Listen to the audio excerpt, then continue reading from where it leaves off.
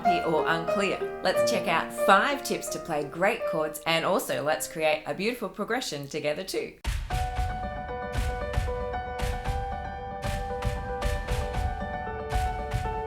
Hi there, I'm Kylie and I love to share easy tips and tricks to inspire you to learn the love of music. Please subscribe if you enjoy the content, as this will really help me out, and a thumbs up is always the best compliment. So our tip number 1 is to play with our hands over the keys. But why should we play over the keys? Well, playing with our hands over the keys helps us to have a really smooth sound. With our thumb and our pinky being so much shorter, we need to make sure that all of the fingers can reach the notes and to be able to play with ease. Tip number 2 is to know your chords in inversions. But why should you know your chords in inversions? Playing our chords in inversions helps us to have a less jumpy sound. Inversions are where we can cartwheel the notes up. So instead of playing an E flat chord starting on E flat, we can cartwheel that one over and play up to an E flat there, or an E flat up to there. This helps us to transition between chords much more smoothly. Let's play some chords in E flat, and I'll just show you how we can transition easily between an E flat chord. Then if we step out to an A flat and a C there, we can have a really smooth change between our chord 1 and our chord 4, or E flat to A flat, back to E flat again. Stepping down these ones of D and F there makes a neat B flat chord back to an E flat again. So it can be useful just to practice a bass note changing as well, just to have a go at that little pattern of E flat, A flat, then E flat on a B flat bass to a B flat, back to an E flat there. If you would like to see that into C, let's do it down here. C chord, F chord, C on a G bass, G chord, back to a C. Tip number 3 is to use a falling wrist when we're playing our chords together. But why should I use a falling wrist? By falling our wrist down on the keys, we're going to get a really warm sound and the notes will be sounding together. Let's think of dropping our wrist down so that our sound is falling downward as we go.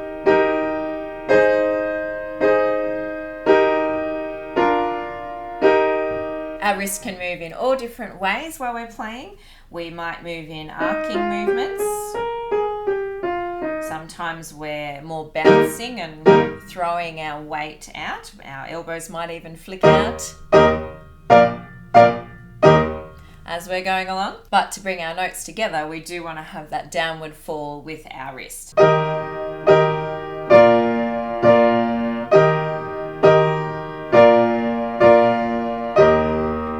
Tip number 4 is to lean our hand. But why should I lean my hand? By leaning our hand, we can really project a melody line with the top notes, and it gives our ear something to listen to and follow really clearly. So shortly we'll look at today's progression, but if we begin on this chord, we're physically leaning our hand this way to project that top note there. So louder there, softer there.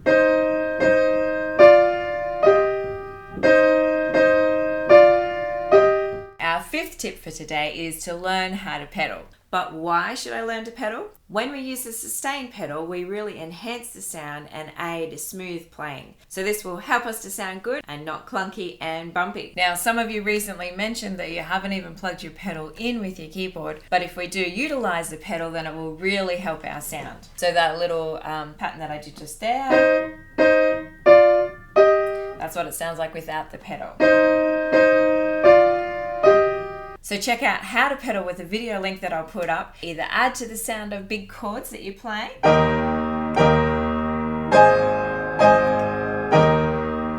or if you want to make your chord changes sound really smooth. So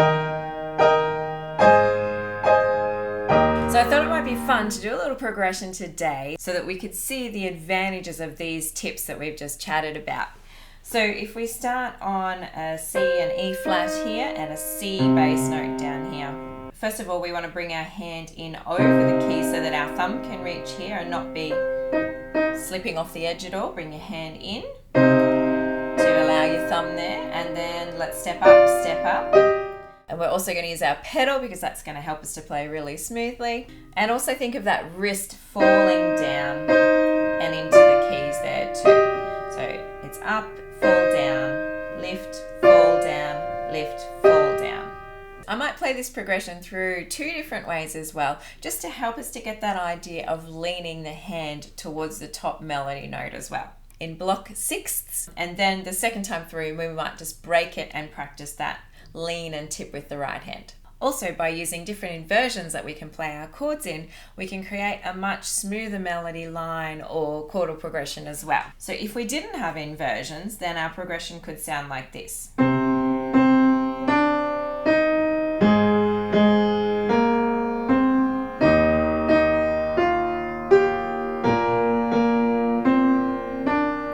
But because I'm going to flip where we are, let's pop our tune up to the top up here.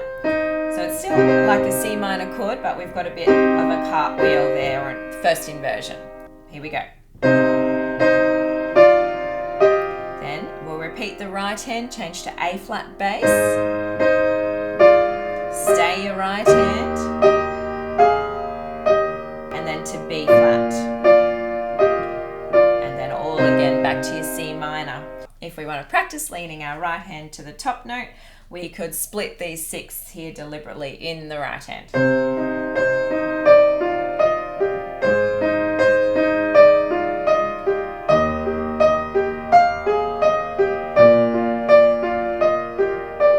Still doing a little lift and fall though to your top note and falling your wrist down. So let's have a run through.